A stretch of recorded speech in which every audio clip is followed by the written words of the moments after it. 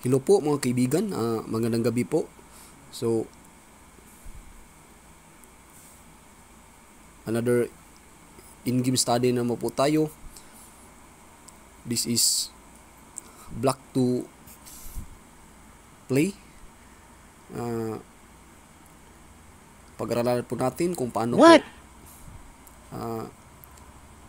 ano po yung beast move ng Block dito. Kung titingnan po natin, halos equal lang po yung mga pawns at saka ang advantage lang po ng Black is malapit na po siya sa promoting square.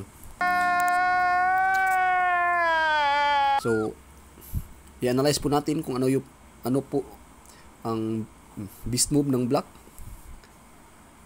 Ito po ba ay kayang ipanalo or maitabla?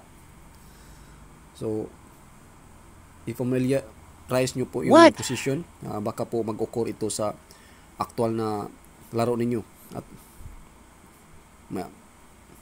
may tulong po. So, ang beast move po ng tira ng Black, kung nakita po ninyo, is